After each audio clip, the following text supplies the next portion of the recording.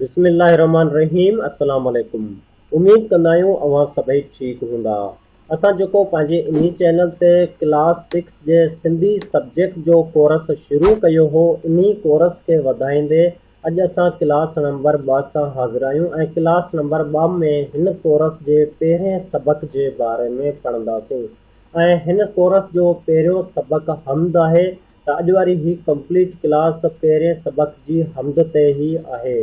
हिन क्लास जे अंदरि असां हमद खे डिटेल में पढ़ंदासीं। तंहिंखां पोइ हमद जी जेका मश्क आहे उन मश्क खे बि हल कंदासीं। मश्क जे अंदरि जेके असां खां सुवाल पुछा विया आहिनि उन्हनि सुवालनि जा जवाब ॾींदासीं।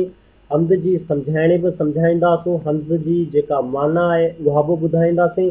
हमद जे ॾुखियल लफ़्ज़नि जी माना, उन्हनि खे जुमलनि में इस्तेमालु करणु, ज़िद, उन खां पोइ जेका बि हमद जी मश्क आहे उन पूरी मश्क खे बि हल कंदासीं। लास्ट में असां तव्हांखे इहो बि ॿुधाईंदासीं त ही कंप्लीट PDF फाइल जेका क्लास 6 जे पहिरें सबक जी आहे, हिन PDF फाइल जे अंदरि क्लास 6 जो पहिरियों सबक मुकमल तरह सां हल थियल आहे। इहा PDF फाइल तव्हां किथां डाउनलोड करे सघो था। त अॼु वरी हिन क्लास खे स्टार्ट करण खां पहिरीं असां हिकु रिक्वेस्ट कंदासीं, जेके बि असांजे हिन चैनल ते नया महिमान आहिनि उन्हनि खे असांजी इहो इल्तिमास आहे त असांजे इन चैनल खे सब्सक्राइब कनि, त जीअं उन्हनि खे असांजी हर वीडियो जेका न्यू अचे थी उन जी अपडेट मिली सघे, उन वीडियो जो नोटिफिकेशन बर वक़्तु तव्हांखे मिली सघे। त स्टार्ट कंदा आहियूं पंहिंजी अॼु वारी हिन क्लास खे। क्लास 6 जे जेका सिंधी सब्जेक्ट आहे उन सिंधी सब्जेक्ट जो जेको पहिरियों सबक आहे हमद। हीअ हमद शाह अब्दुल लतीफ़ भिटाई जी आहे। त हिन हमद खे पहिरीं पाण पढ़ंदा आहियूं, उन खां पोइ इन हमद जी जेका बि मश्क आहे उन मश्क खे हल कंदासीं। त हाणे स्टार्ट कंदा आहियूं हमद खे पढ़णु। जेकॾहिं तव्हांखे सिंधी पढ़ण में मुश्किल अचे थी त असां स्लो लफ़्ज़नि खे पढ़ंदासीं। उन्हनि लफ़्ज़नि खे तव्हां गौर सां ॿुधिजो। जेको लफ़्ज़ तव्हांखे मुश्किल लॻे थो उन खे तव्हां बार बार रिपीट कजो, त जीअं अव्हांजो इहो कॉन्सेप्ट हमेशह लाइ क्लियर थी सघे। बिस्मिल्लाहिर्रहमानिर्रहीम। सबक पहिरियों हमद। अवल अल्लाह अलीम, आला आलम जो धणी, क़ादिर पंहिंजी कुदरत से, क़ाइम आह क़दीम, वाली वाहद वहदहू, राज़िक रब रहीम, सो साराह सचो धणी, चाहे हमद हकीम, करे पाण करीम, जोड़ू जोड़ जहान जी।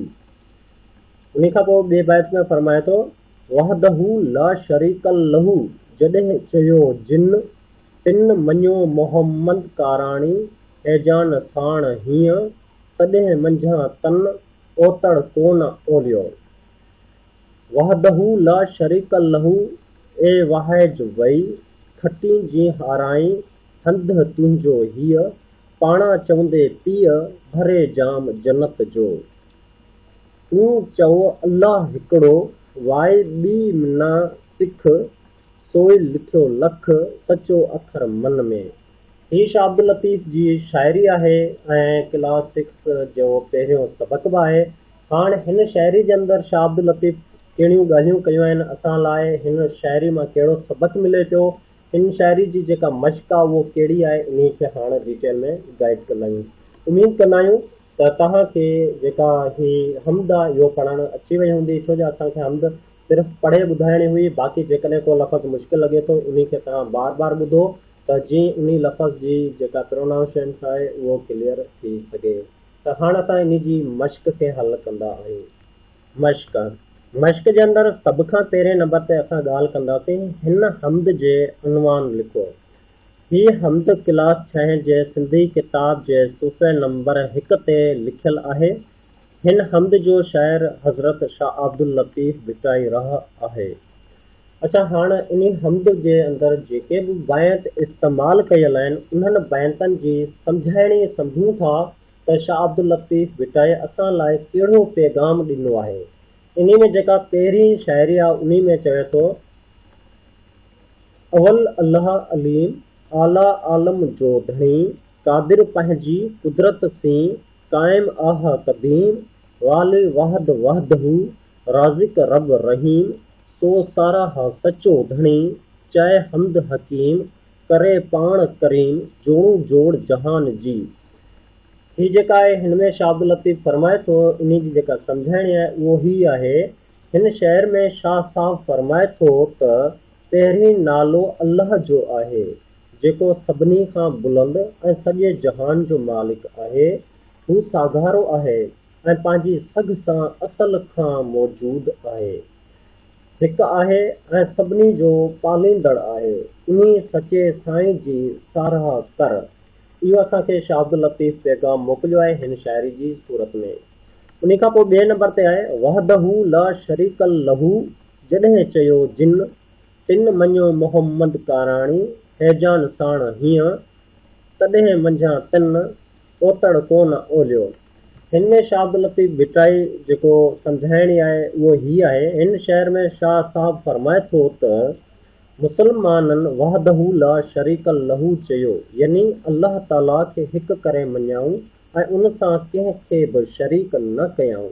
ऐं हज़रत मुहम्मद सल्लल्लाहु अलैहि वसल्लम खे जिन मोहबत सां हिन काइनात जे पैदा थियण जो सबक़ु सम्झायाऊं त पोइ अहिड़नि इंसाननि खां को बि ख़राबु कमु न थिए या न थींदो ऐं उन्हनि सां रब पाक जी बारगाह मां तड़जी न निकिरंदा। यानी कि जेको मोहम्मद आहे, हज़रत मुहम्मद सल्लल्लाहु अलैहि वसल्लम, उहो असां लाइ नबी करे मोकिलियो त जीअं असां अल्लाह जी बारगाह मां तड़जी न वञूं या असां आम इंसान ग़लति कमु न कयूं। इन खां पोइ जेको टियों असांखे पैगाम मिले थो हिन बैत मां, हिन हमद मां, उहो इहो आहे वहदहू ला शरीक लहू, ए वाहिज वई खटी जे हाराई हंध तुंहिंजो हीअ, पाणा चवंदे पीअ भरे जाम जन्नत जो। हिन जी जेका सम्झाइणी आहे, हिन सम्झाइणी थोरी हिन तरह आहे। हिन शहर में शाह साहब फरमाए थो त हू हिकु आहे ऐं संदसि को बि मिट माइट नाहे। तो इन अक़ीदे खे हासिल करे उन ते पुख़्तो रह। पंहिंजी कामयाबी ऐं नाकामयाब थियण जो हंधि ही जहान ई आहे। जेकॾहिं इन अक़ीदे ते क़ाइमु रहंदे त महिरबान मालिक पाणे बिश्त जो रूहानी प्यालो पुर करे तोखे चवंदो त पीउ। उन खां पोइ जेको हिन बैत जे अंदरि लास्ट आहे, चौथे नंबर ते, उन में शाह साईं फरमाए थो तूं चओ अल्लाह हिकिड़ो, वाई ॿी में सिख, सोई लिखियो लख, सचो अखर मन में। हिन में शाह साहब फरमाए थो, हिन शहर में शाह साहब फरमाए थो त तूं अल्लाह ताला जी साराह कंदो रह जेको अकेलो मालिक आहे। उन खां सवाइ ॿी का बि ॿोली न सिख। तूं पंहिंजे दिलि में असाई ॻाल्हि लिखी छॾ जेका सचे हक़ीक़त आहे। हिन बैत जे अंदरि जेके बि 4 सम्झाइणियूं हुयूं उहे 4 सम्झाइणियूं ही आहिनि। यानी कि पहिरीं असां जेको बैत पढ़ियो, जेका हमद पढ़ी, उन हमद जे अंदरि जेको असांखे सबक़ु मिले थो उहो सबक़ु इहो आहे जंहिंजी असां हींअर सम्झाइणियूं ॾिठियूं आहिनि। हाणे वरी इन जे कुझु जेका ॿी मश्क रहियल आहे उन ॾांहुं हलूं था। हाणे ॿी मश्क में इहो आहे त हिन बैत जे अंदरि काफ़ी ॾुखिया लफ़्ज़ लिखियल आहिनि जिन्हनि जी माना आम इंसान खे या जिन्हनि जी सिंधी कची आहे उन्हनि खे नथी अचे। उन्हनि लाइ हिन बैत मां जेके बि असां ॾुखिया लफ़्ज़ आहिनि उन्हनि जी मीनिंग लिखी छॾी आहे। जीअं हिते लफ़्ज़ आहे, हेठि उन जी माना ॾिनल आहे। जीअं अवल, जंहिंजी माना आहे पहिरीं, आलम काइनात, कादिर यानी कुदरत वारो, क़ाइम यानी बीठल, वाली जी माना आहे हाकिम, वहद यानी अकेलो, रब यानी पालींदड़। उन खां पोइ हमद यानी सारा, करीम यानी एहसान कंदड़, ला शरीक यानी बग़ैर शरीक या जंहिंजो शरीक न हुजे, हैजान यानी कुर्ब सां, ओतड़ यानी गुमराही, वाहिद यानी अख्तियार, अलीम यानी इल्म वारो। उन खां पोइ धणी यानी मालिक, कुदरत यानी ताक़त सां, वहद माना हिकिड़ो, राज़िक माना रोज़ी ॾींदड़, रहीम यानी ॿाझारो, वई यानी अमल ओलियो यानी सतायो। ही जेके हिन बैत जे अंदरि, हिन हमद जे अंदरि ॾुखिया लफ़्ज़ हुआ उन्हनि जी मीनिंग आहे। अच्छा, इन खां पोइ जेका हिकु ॿियो अचे थो एक्सरसाइज़ हितां किताब जी शुरू थिए थी। उन में सभ खां पहिरियां हेठनि सवालनि जा जवाब ॾियो। जेकॾहिं तव्हां क्लास 6 जो सिंधी किताब तव्हां वटि मौजूदु आहे, उन क्लास 6 जे सिंधी किताब जे पहिरें सबक़ जी मश्क ॾिसंदा, हुन में तव्हांखे 3 सवाल मिलंदा। हाणे असां इन्हनि टिनी सवालनि जे जवाब जे बारे में ॻाल्हि कंदा आहियूं। पहिरें सवाल में जेको असां खां पुछियो वियो आहे उहो ही आहे हिन बैत में शाह साईं अल्लाह ताला जी कहिड़ी साराह कई आहे। हाणे असांखे इन जो जवाबु ॾियणो आहे। जवाबु पाण कुझु हिन तरह सां ॾियूं था। हिन बैत में शाह साईं अल्लाह ताला जी तारीफ़ कंदे फरमाए थो त पहिरियों नालो अल्लाह जो आहे, जेको सभु कुझु ॼाणे थो। ही सभिनी खां बुलंद ऐं जहान जो मालिक आहे। हू ताक़त वारो आहे, सॼी काइनात खे अल्लाह ताला बणायो आहे।